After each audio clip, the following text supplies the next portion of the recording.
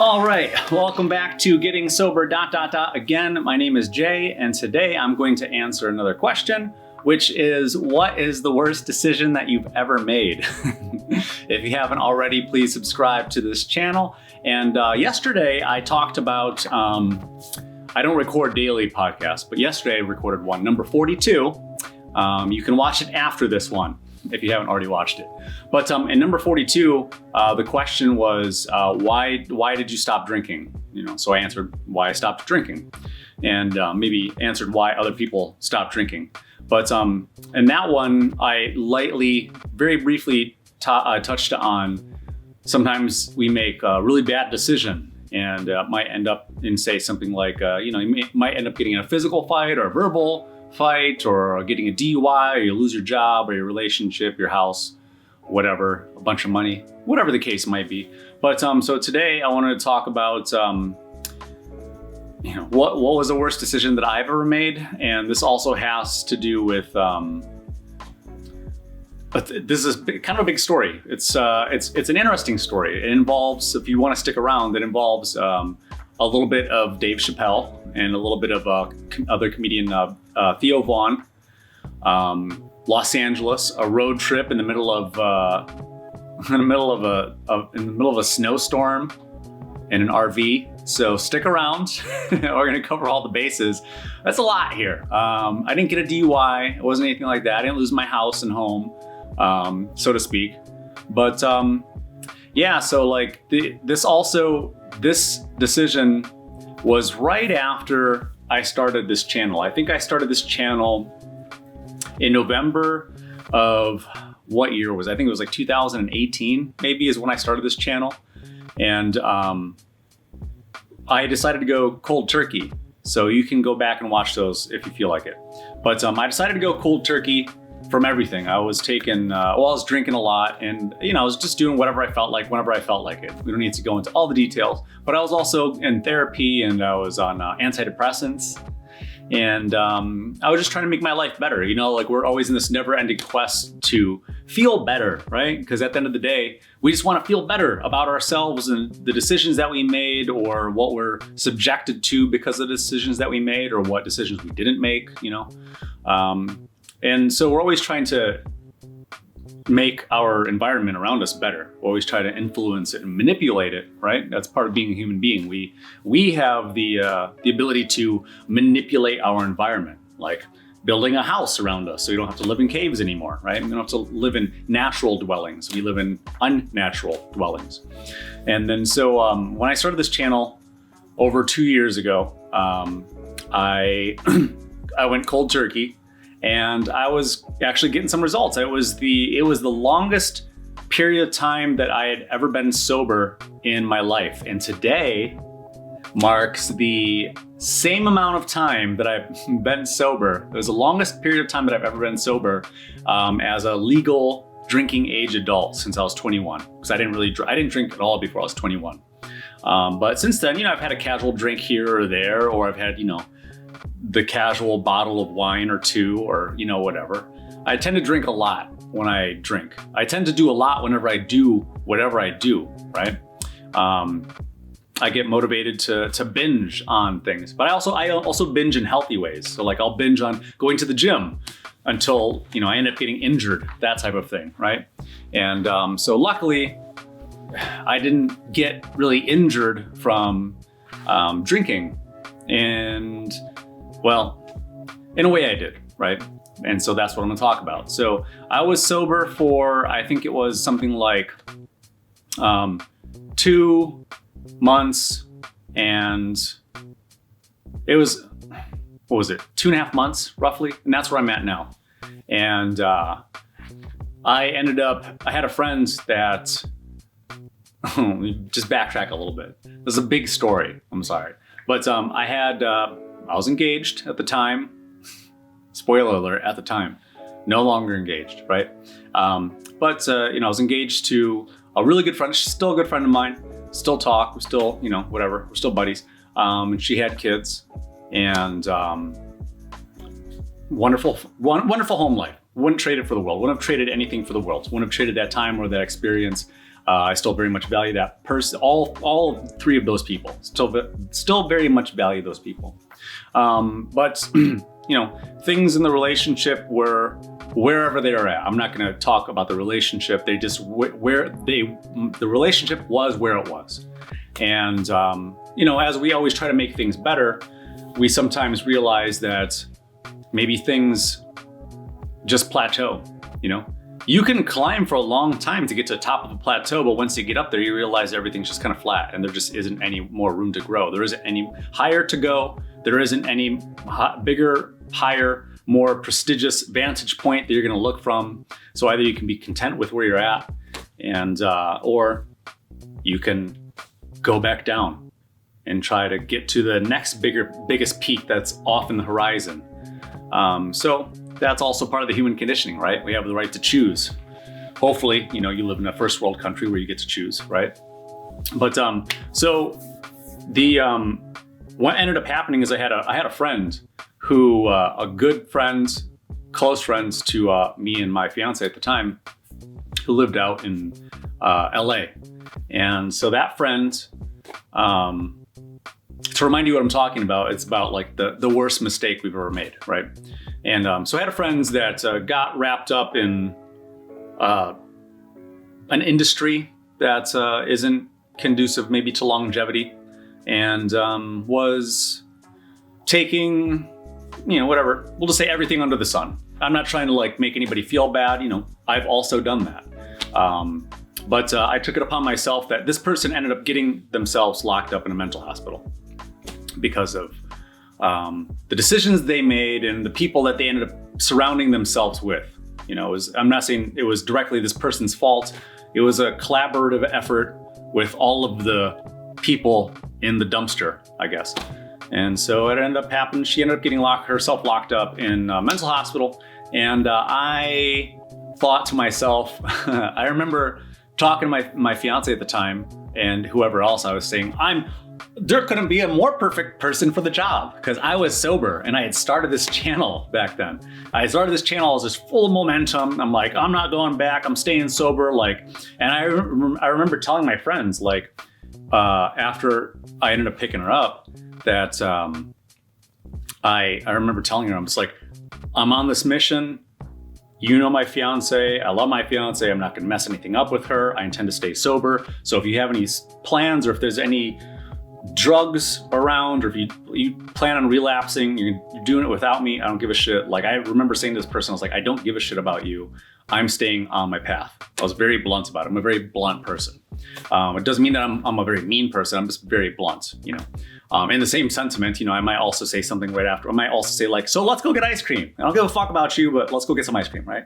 I might say something like that, but not for shock value, but just so I don't always use language like that.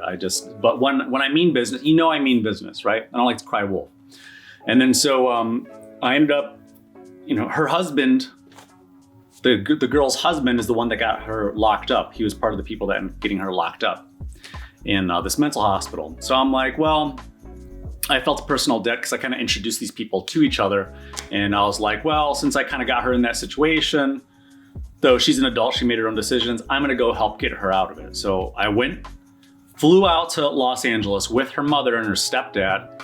And she was living, prior to the mental hospital for that week, she was living in an RV. And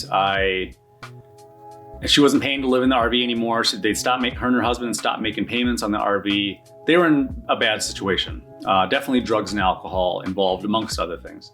So I wanted to go rescue my friend, right? And so I flew out there with the mom. We waited, we found out where she was. The husband wasn't telling us the truth about where she was for one reason or another. And I found, I'm pretty good at finding things. So I found her, right? I found where she was specifically, even with the HIPAA laws and whatever. So we flew out there and we waited, we talked to her. She had no idea. It was a surprise that I was coming out there, and she was shocked. Everybody was shocked. There was just a lot of shock. She was also detoxing. They had put her on a bunch of antidepressants and things like that. And then so the mission that was agreed upon between her mother and I was that I would they would fund this trip, and we would fly out there, and I would bring the daughter home in the RV. So I'd bring her daughter and her RV, her very expensive RV, darn near 30 feet RV, back to Ohio from Los Angeles. And so that was quite a journey, right? So it was quite a physical journey, and emotional and spiritual and whatever. So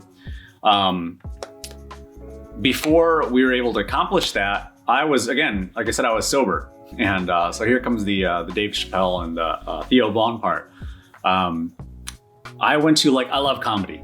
If you know me, you know I love comedy. If you watch my other channel, hashtag JPod, JAEPOD, JPod. You can also just look below, they're down there. I love comedy. I love writing comedy. I like being funny, acting, whatever. And I wanted to go to a very important, a mecca type of place for me, which is the world famous Comedy Store, which is in Los Angeles, right?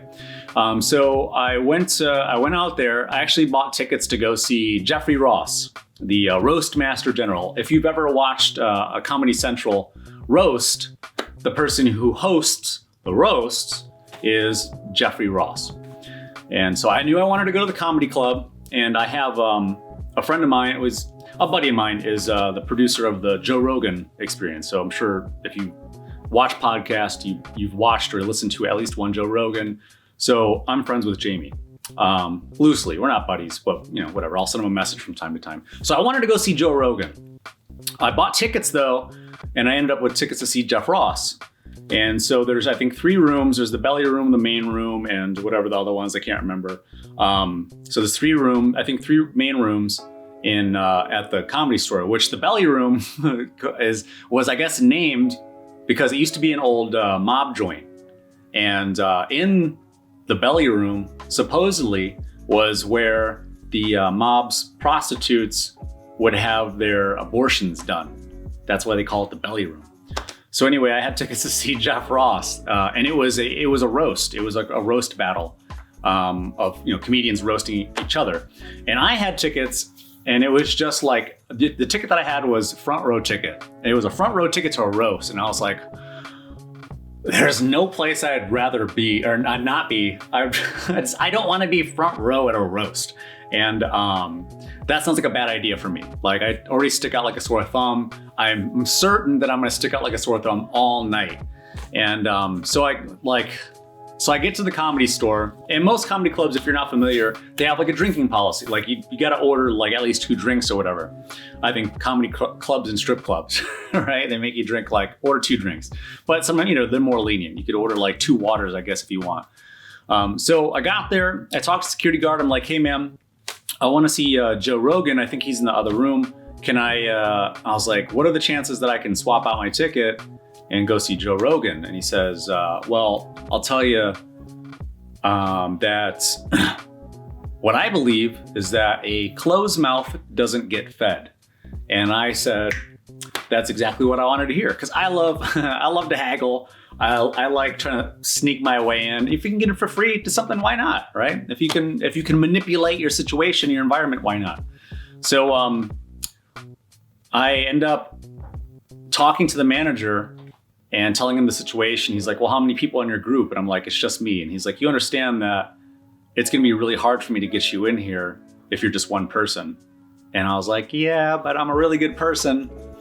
And I'm actually here. I'm in Los Angeles to help a friend and bring a friend home. And he's like, all right, well, let me see what I could do. Well, previously during that night, I was supposed to see Neil Brennan live. And he was down, I think, in Santa Monica. He does like a same thing on like Tuesdays or whatever. And if you don't know who Neil Brennan is, he is the co-writer of the Chappelle Show, if you remember that show. But so he was doing a gig down there. I had tickets to go see him, but I couldn't make it to Santa Monica because we were still like on this saving my friend mission. We weren't sure what day she was gonna get out. So I missed the Santa Monica thing. Opted to drive in the rain, really bad rain. So bad that on a rental car, I had to go to AutoZone to get new windshield wipers because I couldn't see to get anywhere. And also too, just driving in through, through the hills and stuff in Hollywood is just, it's a little treacherous. Well, and especially when it's raining really, really hard. It's like of all the times when it's going to rain in Southern California, it had to rain when the Cleveland person showed up, right? So my fault. But I was at the show, and then the manager says, all right, well, let me see what I could do. Let me see if I can get you in here. He comes back and he says, all right, he kind of opens the curtain and he kind of like whispers to me. He's like, just follow me. And so he like leads me in there and he sits me down. There's room for one human being. He's like, you can sit right here. It was between two people on the back bench, like where the comedians sit, like all the way in the back, which is cool. Like totally, I would have been sitting in the front row of a roast all the way into the back row with the other comedians. And I was like, oh, this is dope. And then all of a sudden I'm like looking at the lineup and I'm like, I saw the lineup as I'm walking by and I'm like, I didn't see Joe Rogan's name on it, but I did see some other names on there that I recognized and I was like, this is awesome. I was like, maybe I just read it too fast. So I get there and I'm sitting in my seat and then I get to see like, I recorded this whole night, by the way, which I know you're not supposed to do. I just recorded audio of it just so I can relive my experience and listen to it on the drive home. So don't be mad at me, Theo Vaughn or Dave Chappelle, if you're listening. I doubt you care.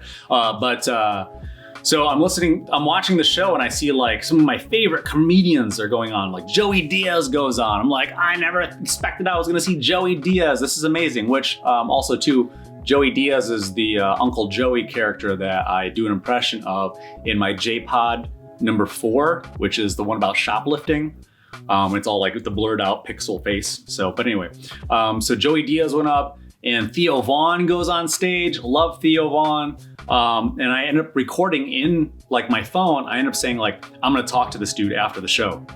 And then, so, the show's going on. And then like throughout the evening, like I kept smelling cigarettes, right? Like are we by the patio door or like, I don't get it. I mean, I guess it's warmer in Southern California. Maybe they just leave the windows open, but it just kept smelling cigarettes. And as the night went on, like it was the long lineup of comedians. Like if you're not familiar with the Comedy Store and like these kind of comedy clubs, there's sometimes like a night or a few nights a week where comedians can go work out new material. And so they get like 15 minutes or whatever, unless like a huge name comes in and there's like, I want to flex for an hour. Like if Eddie Murphy shows up, for example, and he wants to do an hour, Eddie Murphy's doing an hour. If he wants to do 2 hours, he's going to do 2 hours and everybody's going to just wait or just not go up or whatever. It's Eddie Murphy's time. So through that night, like I kept smelling the cigarettes and then the comedians don't know who's coming up. They get handed a piece of paper, which says who it's going to be. So the comedian, I don't even remember who the comedian was that was on stage, but he gets handed the piece of paper and in the middle of it, he's reading. And then and then in my recording, I go, he's like, all right, coming up next to the stage is, and I had no idea who it was going to be, but like I called it in my phone. I was like, it's Dave Chappelle. And he says, it's Dave Chappelle. And I was like, oh my God, I called it. And Dave Chappelle goes up and does an hour and a half. It was incredible. It was amazing. So that night starts the big mistake. Server's coming around. I'm feeling good. I'm confident. I'm sober. I'm whatever. Server comes around. She's like, what can I get for you? I'm like, I'm going to give me a Corona and give me a Casamigos and Yeho. And that was, that was my combination at the time. Very expensive combination with the Casamigos. Shout out to George Clooney. But that's what I ordered. And I remember it was like going back to the point yesterday of when I was saying like when we can see our future, we come to that fork in the road and it's like, okay, we can either go this way or we can go this way. And then, the devil and the angel on the shoulders, it's like, how about one last hurrah, pal, let's do it. You and me were in Los Angeles, whatever, you're sober, you did it once, you could do it again, right? You've ever heard that voice? And then the angel's like, that's a bad idea. Statistically speaking, here's a pie chart and bar graph. I'm like, nah, I don't want to hear any of that. Give me the shot and the beer. And then I'm like, yeah, you're right, devil. Like we did it before. We're good. We don't have any problems. And the devil's like, yeah, that a boy. All right, back in the saddle with booze. So we're having a good time. One of the best nights of my life. And I'm gonna pause the video right there because I I think my recorder is gonna stop.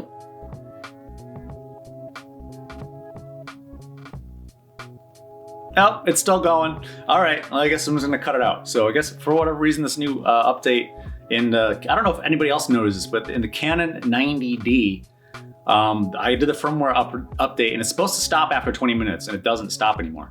So I don't know what the deal is. I'm just gonna keep going. So all right, so the devil and the angel, and I get the drink and I'm just kind of like savoring it. I'm just like, I don't know when I'm gonna drink again. Duh, cause like dumb. It was a dumb thought, cause it was like, well, you know when you're gonna drink again. You're gonna drink after these drinks are gone, right? I ended up drinking those drinks and having a jolly old time. Dave Chappelle's on stage for an hour and a half. Like if I were to pay to see Dave Chappelle, that he would have been on stage for an hour, probably. But I got to see this dude for free for an hour and a half, and Theo Von and DL Hughley showed up that night. Which is amazing. I guess DL Hughley supposedly had never been to the Comedy Store, which I find that hard to believe. I don't know if they were just joking about that, but like I got to see DL Hughley, one of the original kings of comedy, Theo Von, Joey Diaz, and Dave Chappelle, all for free by just telling people that I'm a good person and asking nicely a few times. And then, so I think it was like the universe was looking out for me, right? And then, so while the universe was looking out for me and rewarding me for my sobriety and my big, long journey, I was like, cool, universe, I got this.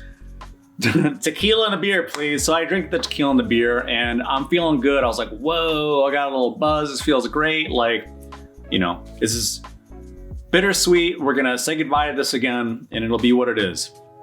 And, you know, Theo Von, so going back to like when I said I was going to talk to Theo Von after the show, Theo Von at the time was also like in the middle of, you know, sobriety. He had gone sober. He had his, you know, his booze and his cocaine stint and whatever. And if you haven't heard the hilarious story, I don't know how much of it's true because not everything that comedians say is true, but he has a hilarious bit about getting high with his taxi driver, so high that they end up picking up a prostitute, and Theo Von ends up driving the taxi cab while the driver is actually engaging with the prostitute in the backseat. But so I'm watching the show, and then the server comes back around. Is there anything else that you'd like to have? And I said I would like to have another round, right? And those are kind of like the moments in your life where it's like it's like you're watching a movie, and it's like I'm watching this person make the wrong decision. It's like I'm watching the shell of myself go, I'll have another round. And then it all escapes slowly. You can see the words being spelled and drifting away and evaporating. And you're like, oh no, what did I do? I don't want to tell them I have a drinking problem and I'm in Los Angeles. I want to be cool, whatever. So I end up doing this thing and I end up drinking. I end up having 2 beers, 2 shots, nothing crazy. But, I don't know about you, but when I'm a pretty brave person already, but booze or, other stimulants can put me just over the edge enough that I feel invincible. But like, I'm the type of person where it's like, if it is Eddie Murphy, I will go and talk to Eddie Murphy, even though I know that on paper, I'm not his peer. I am going to go talk to Eddie Murphy as a human being because I believe that, I am a human being worth attention and we're just having a conversation. So that whole thing kind of goes away. I'll talk to anybody. I'll bring a certain amount of presence into a room. And so what ended up happening was after the show, because I had told myself I'm going to talk to Theo Von after the show, I waited for the show to get out.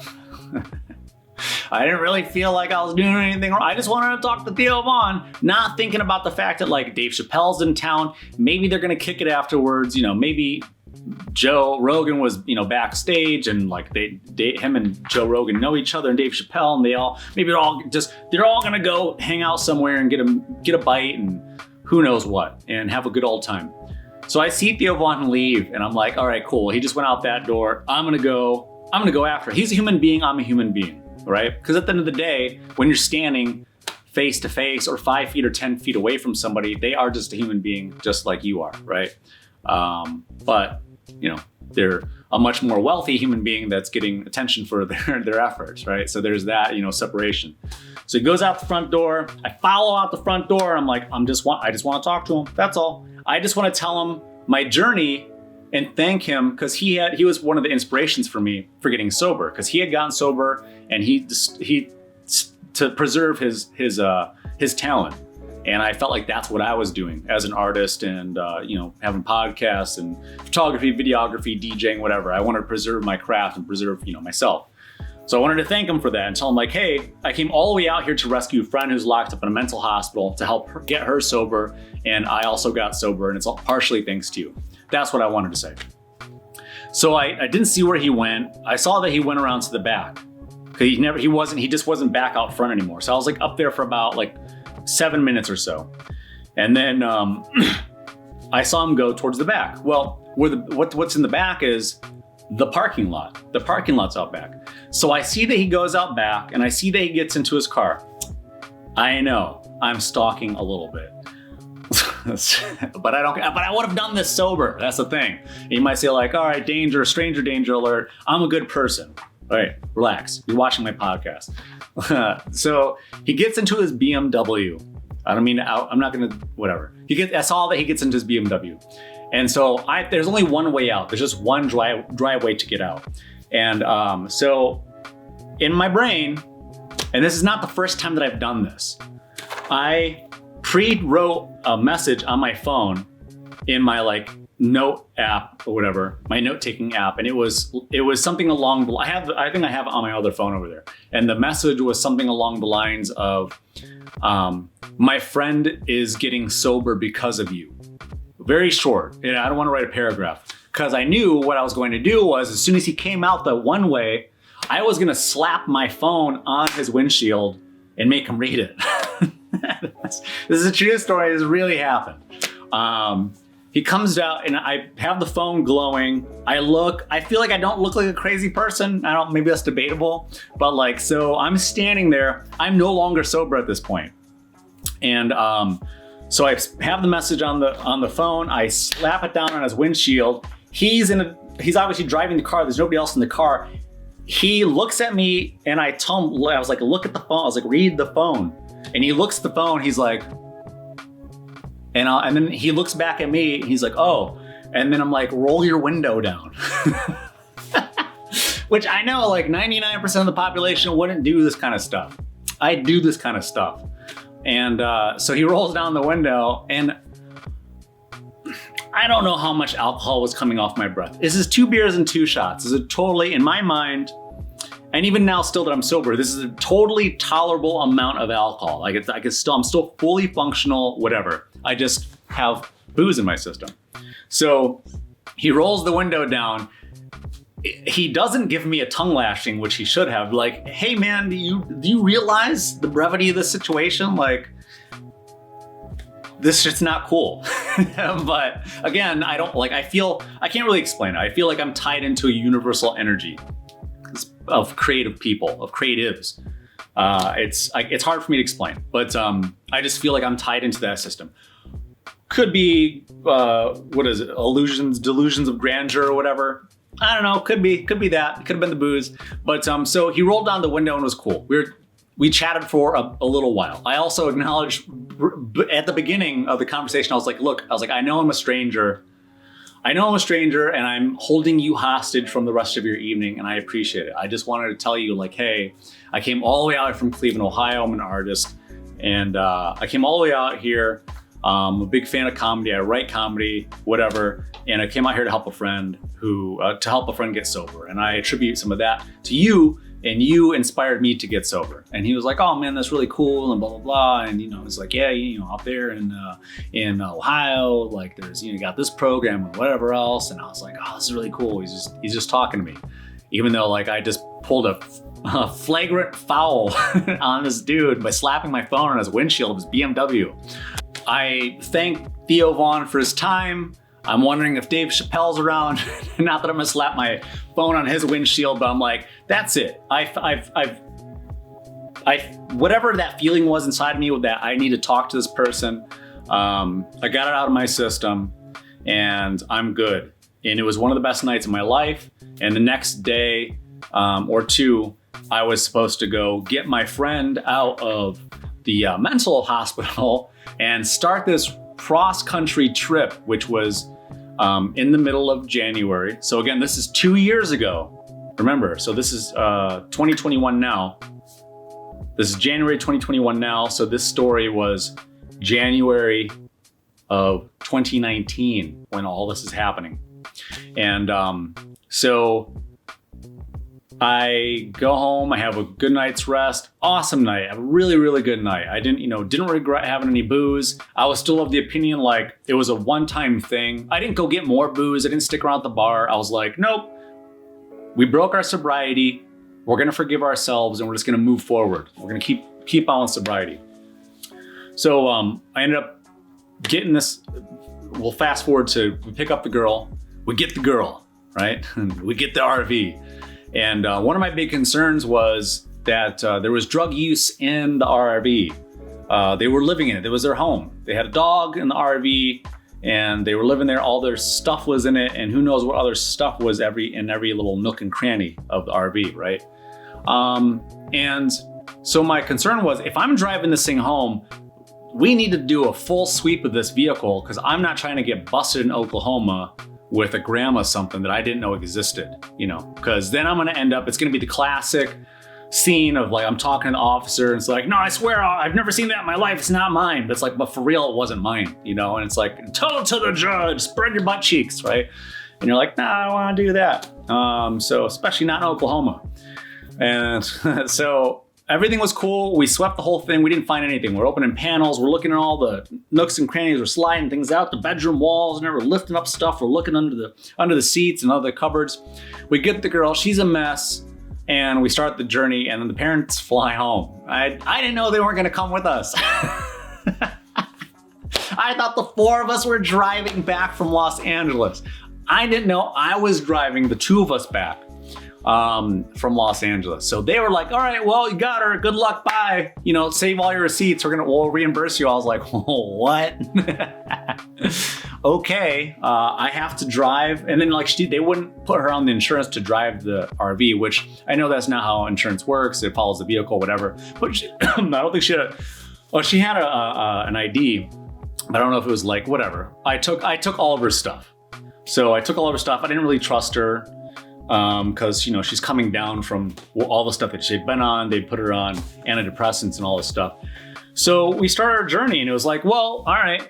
And that's when I told her, I was like, look, if your husband's gonna come and Bonnie and Clyde you and you're gonna try to jump out, you're gonna hit me in the face with a fire extinguisher or something. I was like, you just stop. We just stop right now. I was like, your mom just drove away. I was like, you could just get on, right? You just go right now. I was like, I don't care.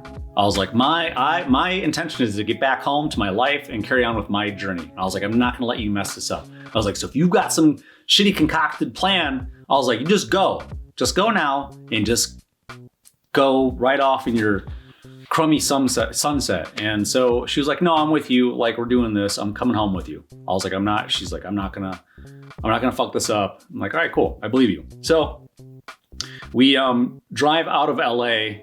And I'd never driven a vehicle that big and expensive before. It was about, I think, 28 feet long or something like that. I've driven U-Hauls for like an hour and a half, or for like 2.5 hours. I've driven a U-Haul through very flat Ohio. So I actually watched a YouTube tutorial on how to drive an RV because it matters, on the inclines. You don't want to ride your brakes because you'll burn them out. They'll melt or whatever. Excuse me. But so driving from Los Angeles through the mountains going towards, we wanted to go to Joshua. We decided we were going to go to Joshua Tree and spend the night there and, just get back to nature, just try to get her back in the right mindset, try to give me a place to chill. And we're going down this, it's a very nerve-wracking road. It's 60 miles an hour. And it's just one lane. So a semi truck is coming this way, we're in an RV, and you can just feel the air pressure, whoosh, you can feel it. And it's scary, because if anybody, we're texting and driving or whatever, or who knows what's going on in the other vehicle. And statistically speaking, 1 out of every 8 people in the United States are alcoholics. I don't know why I said it that way, are alcoholics. So it's like, you could just imagine 1 out of every 8 cars you pass, somebody's an alcoholic. Are they drinking? Have they been drinking? Are they drunk? I don't know. The sun's going down. I'm in a foreign land. And so it's just me and the girl in this very clean swept vehicle that I don't own. And it is many miles, like 2,800 miles or something. So it's like, no matter how long, it was just the pressure of it was just already getting to me on the first day. I know, it was a lot, a lot. And you're just thinking like, you can't really speed. So I have to go like the speed limit, going 60 miles an hour or 50 miles an hour or whatever it was. It made me feel more nervous to drive more than 50 miles an hour. So I wanted to drive slow. So you think like, well, if I drive 50 miles an hour, I can only drive 50 miles every hour. So it would take me 2 hours to drive just 100 miles. I have to drive 2,800 or 20, let's say it was 2,500 miles. It was going to take forever. It was going to take, so it just didn't matter. Like if I drove for 8 hours a day, 8 hours straight of just intense concentration, just keeping the eyes on the road and just like not getting distracted. And so this is going on for like 6 hours, 5 hours, 7 hours, whatever. She goes to the bathroom. She comes out of the bathroom and she says, "Look what I found." And she pulls out like an 8 ball of cocaine. And I'm like, oh, bitch.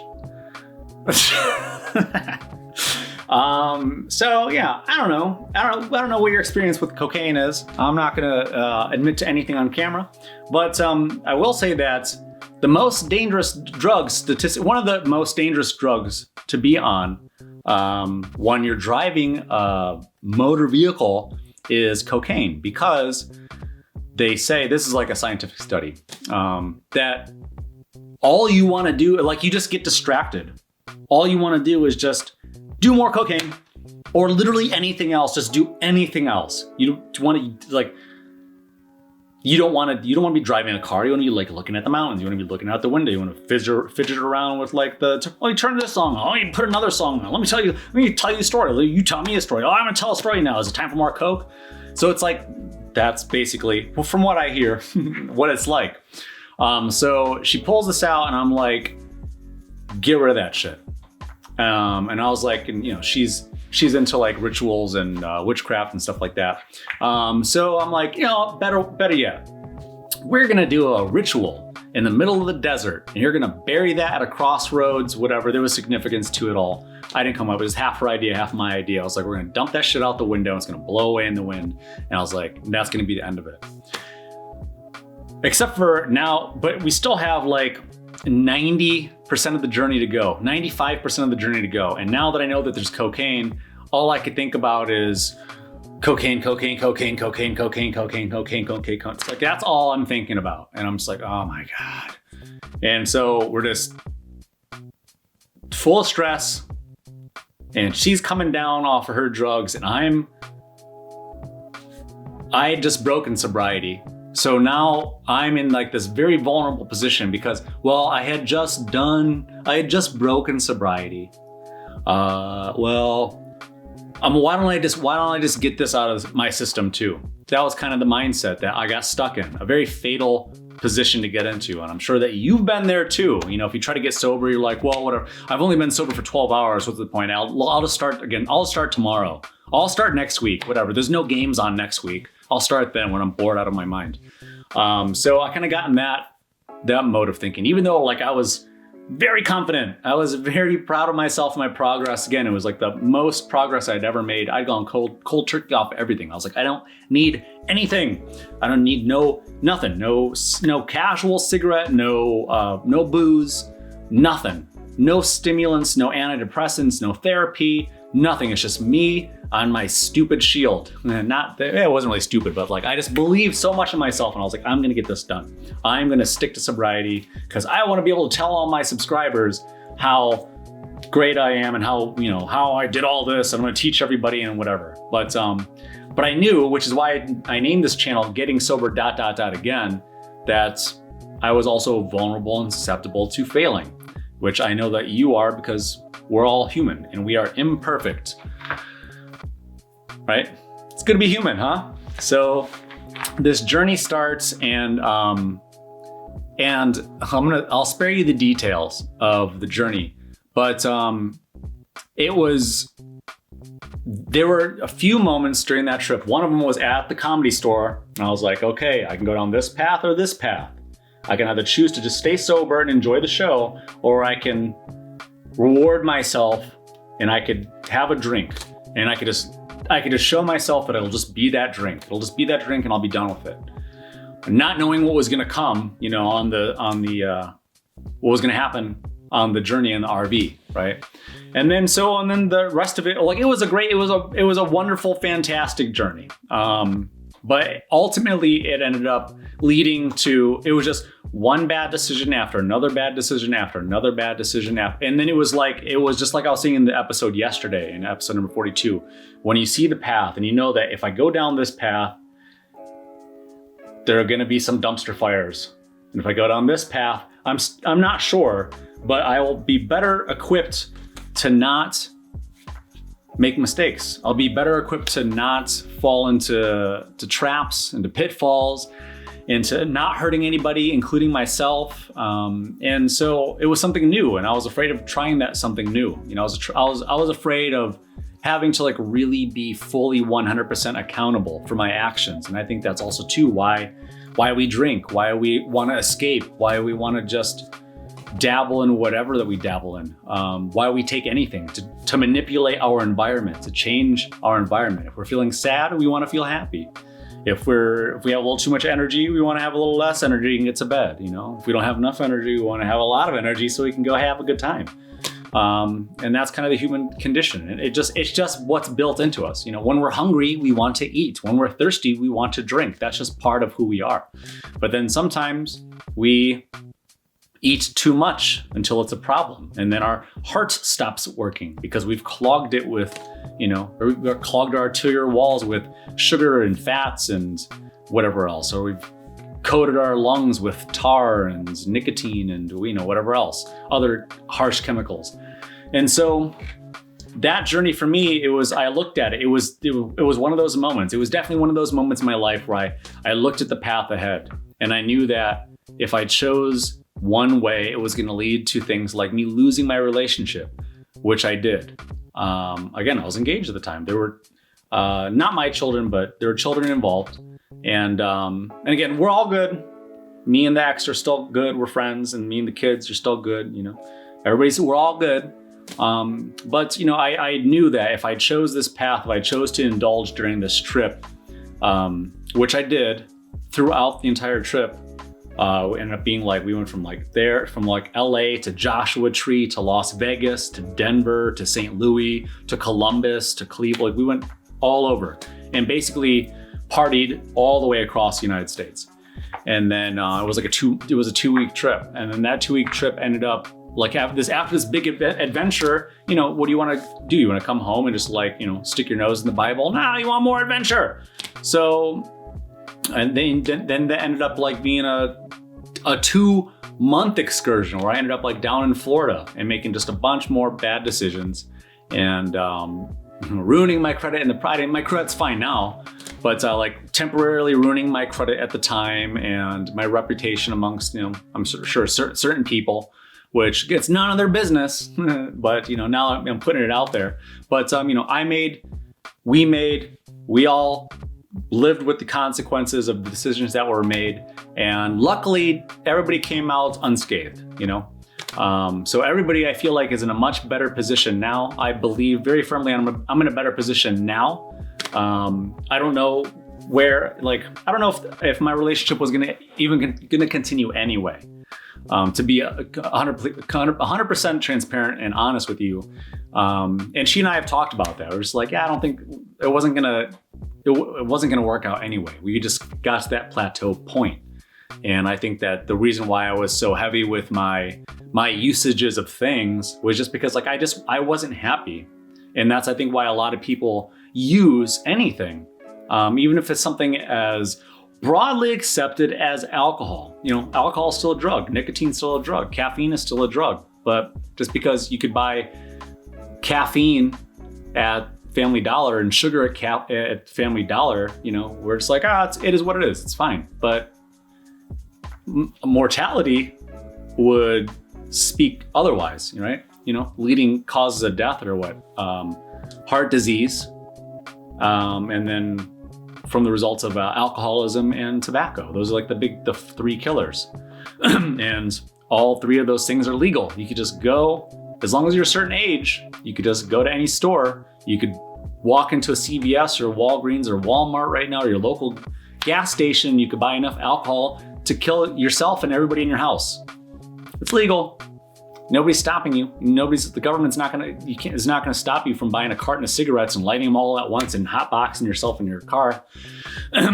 Even though we know that they cause cancer, but you're free to choose, which is and also too why this is a wonderful time to be alive, I guess, right? But so everybody came out mostly, I think, unscathed from that situation, and but I consider it to be one of the worst decisions in my life.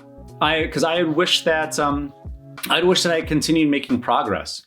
During that time period, I wouldn't say that I necessarily grew as much as a person as maybe I should have.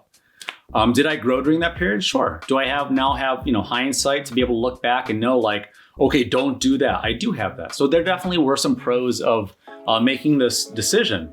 Nobody lost their life. Nobody lost a limb. Definitely the landscape of things changed, where people live changed. My ex, now she lives on her own, and then the other girl, she is now, in a happy relationship. She lives out, I think, in New York, and the husband, he is now in a new relationship, and he lives, I think, out in Denver. And, and I still have my house, and I still have, like, most of my hair is still here, except for, like, a couple spots. But I wish I would have kept on with this channel. I wish I would have kept on making more content and learning more about that to be able to help you. And I feel like I let a couple of people down, because some people were like, hey, where are you? And that's where I was. So if you ever watched any of my episodes where I talk about, like, well, I was gone for a little while. Well, that's where I was. So for 3 months of my life, right after the first 2.5 months of getting super clean and super sober, I immediately undid that. For 3 months, I was completely on the other end, right? Not out of control. I wasn't like puking and fighting people and drug running at the border. I wasn't doing any of that. I just was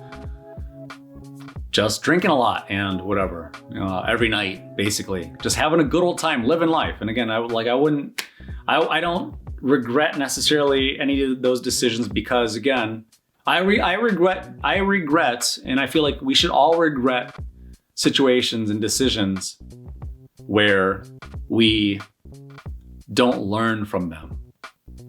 If you just keep making the same mistakes and you don't grow from them, that's something certainly to regret. If you're wasting your time. We only have so much time on this planet. We only have that much time on this planet. What are you going to do with it? Because you were born, right? We're here, right? I think, and we are going to die at some point. Regardless of CRISPR or whatever other technologies, you are going to die. And where you go after that, I don't know. But we only have so much time in between. And we should hopefully choose to spend our time wisely. And so that's what I consider to be my greatest loss, or my dumbest decision, or whatever. I already forgot what the title of this particular podcast was. But so that's what it is. That's the story. That's where I was, and that's what I was up to, and that derailed me for a couple of years. And it wasn't until I tried getting sober again in November of 2020, right after my dad died. It was a tough period. After my dad, in November 2020, I tried to be sober again, and you can look back at my history of the videos, and you see, like, oh, I'm back. And I did the No Drink November, and then I decided to come back again this past 2020.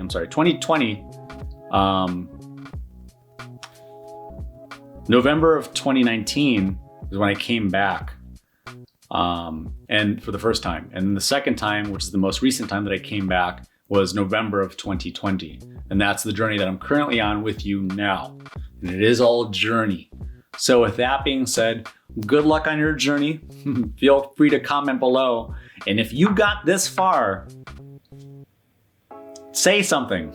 I'm very curious to see who is watching all these videos all the way to the end. I know some of you are. I see the analytics. I see that some of you are sticking around all the way to the end. Very rarely, it doesn't matter how engaging the topic is. Very rarely though do people sit around and watch the entire or listen to the entire thing. I am one of those people. When I'm interested in a topic though, I will listen to the entire thing. I feel like there's some nuggets of information that will be helpful and beneficial to me. But again, I thank you for watching. I thank you for subscribing. I thank you for liking this video. Even if you don't like it and you press that button, thank you. Thank you for your support. And good luck again on your journey. And feel free to always comment below. I'll always try my best to respond as quickly as I can. And that's all for now. And I will see you in the next video.